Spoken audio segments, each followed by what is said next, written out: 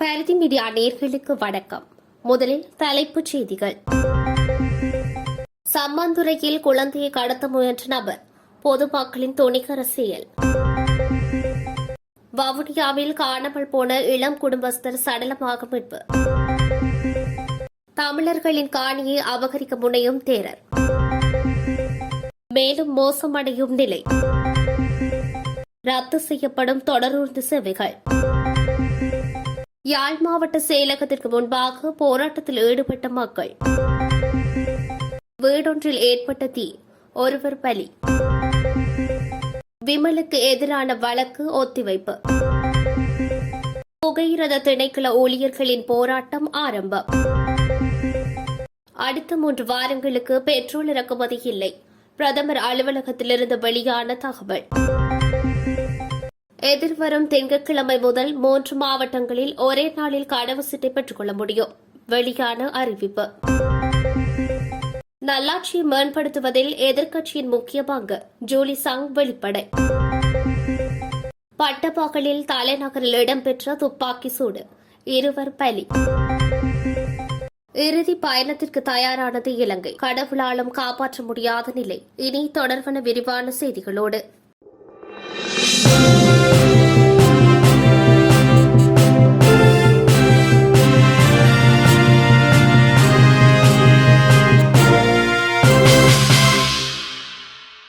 சம்மாந்துறை புஸ்ரா மஹல்லா பள்ளிவாசல் அருகில் இன்று குழந்தையொன்றினை கடத்த நபர் ஒருவர் முயற்சித்துள்ளார்.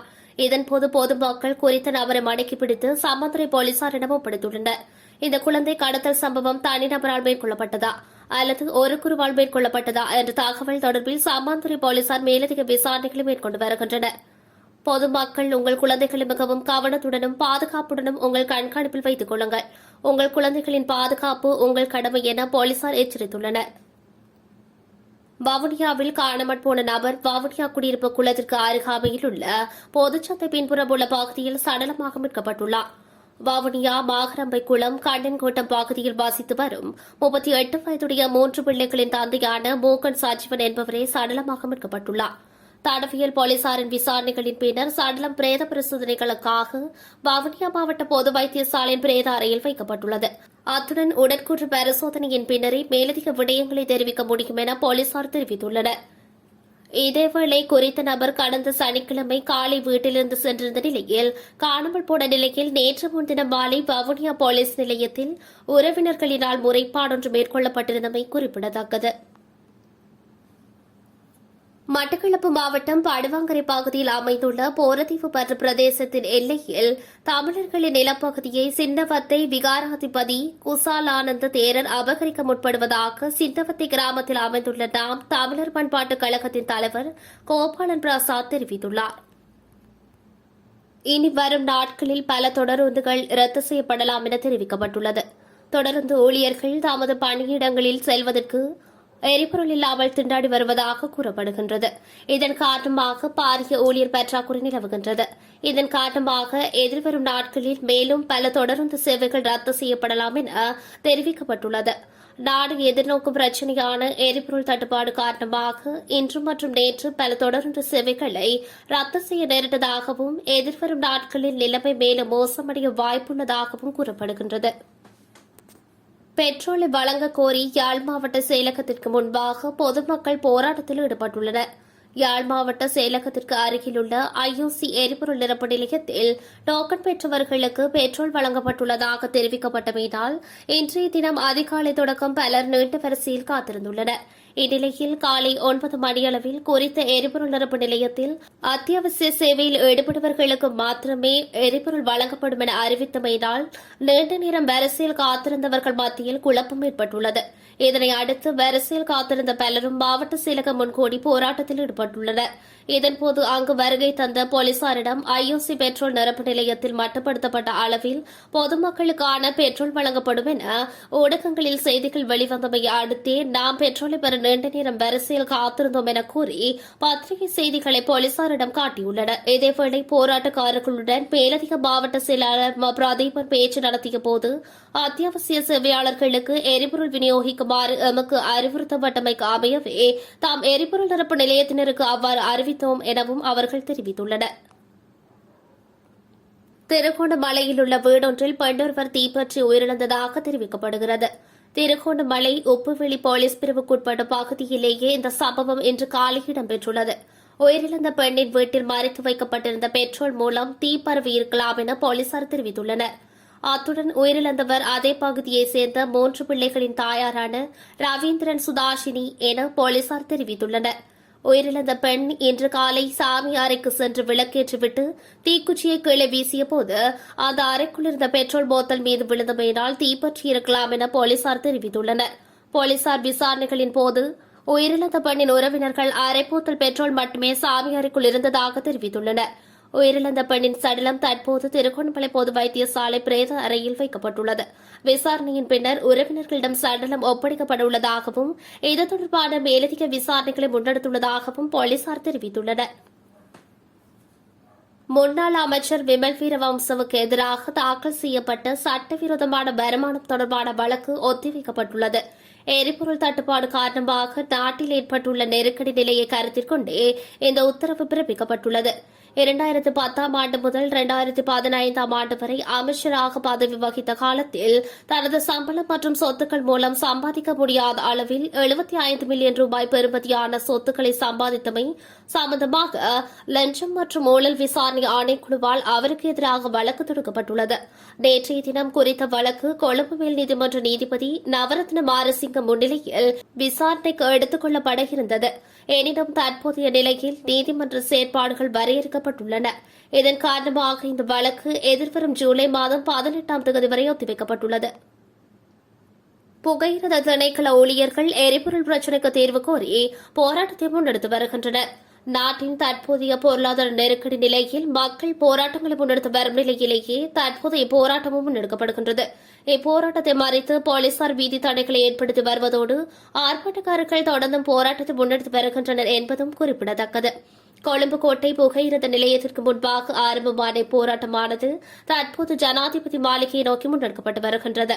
இந்நிலையில் இன்று காலை ஜனாதிபதி மாளிகைக்கு அருகில் சத்தம் வீதியிலும் அரசாங்கத்திற்கு எதிராக போராட்டம் ஒன்று முன்னெடுக்கப்பட்டுள்ளது. எனவே தற்போது இவ்விரு போராட்டக்காரர்களும் ஒன்றாக இணைந்து அரசாங்கத்திற்கு எதிரான போராட்டத்தை தொடர்ச்சியாக முன்னெடுக்க உள்ளனர் என அங்கிருக்கும் எமது செய்தியாளர் தெரிவித்துள்ளார். இலங்கை பெட்ரோலிய கூட்டுத்தாபனத்தினால் ஜூலை 22ஆம் தேதி வரை பெட்ரோலை இறக்குமதி செய்ய முடியாது என பிரதமரின் தலைமை அதிகாரி சாகல ரத்நாயக்க குறிப்பிட்டுள்ளார். பெட்ரோலிய கூட்டுத்தாபனத்திடம் நிதி இருந்தாலும் பெட்ரோல் இறக்குமதியை அணுக முடியாது என்று செய்தி ஊடக பணியாளர்கள் கூட்டத்தில் அவர் கூறியுள்ளார். தொடர்ந்தும் கருத்துரைத்த அவர், இலங்கையில் தற்போது 11,000 metric ton diesel, 5,000 metric ton petrol மற்றும் 800 மெட்ரிக் டன் ஜெட் எரிபொருள் கையிருப்பில் உள்ளதாக பிரதமர் ரணில் விக்ரமசிங்க தெரிவித்துள்ளார். ஜூலை 11ஆம் தேதி முதல் 15ஆம் தேதி வரை 38,000 மெட்ரிக் டன் டீசல் பெறப்படும் என்றும் அவர் கூறியுள்ளார். எவ்வாறாயினும் புதிய ஏற்றுமதி நாட்டிற்கு வரும் வரை தற்போதுள்ள டீசல் கையிருப்பு அத்தியாவசிய சேவைகளுக்கு மட்டுமே கிடைக்கும் எனவும் அவர் தெரிவித்துள்ளார். எதிர்வரும் திங்கட்கிழமை முதல் ஒருநாள் சேவையினூடாக கடவுச்சீட்டு வழங்கும் செயற்பாடுகள் மேலும் 3 மாவட்டங்களில் முன்னெடுக்கப்பட உள்ளதாக அமைச்சர் தம்பிக்க பெரேரா அறிவித்துள்ளார். இதன்படி மாத்தறை, கண்டி மற்றும் வவுனியா ஆகிய மாவட்டங்களில் ஒருநாள் கடவுச்சீட்டு வழங்கல் சேவைகள் முன்னெடுக்கப்படும் என அவர் மேலும் தெரிவித்துள்ளார். கடந்த சில நாட்களாக பத்திரமுல்லையில் உள்ள குடிவரவு குடியகல்வி திணைக்களத்தின் பிரதான அலுவலகத்திற்கு நாளாந்தம் பெருமளவானோர் வருகை தந்தபடி உள்ளனர். இதேவேளை நாட்டில் தற்போது கடுமையான எரிபொருள் நெருக்கடி நிலவுவதனால் மக்கள் பாதிப்படைந்துள்ளனர். இவற்றை கருத்தில் கொண்டு மேலும் 3 மாவட்டங்களில் ஒருநாள் சேவையினூடாக கடவுச்சீட்டு சேவைகள் ஆரம்பிக்க முடிவெடுக்கப்பட்டுள்ளதாக அவர் குறிப்பிட்டுள்ளார். ஒருநாள் சேவை துரிதப்படுத்தப்படும் என அமைச்சர் தம்பிக்க பெரேரா தெரிவித்துள்ளார்.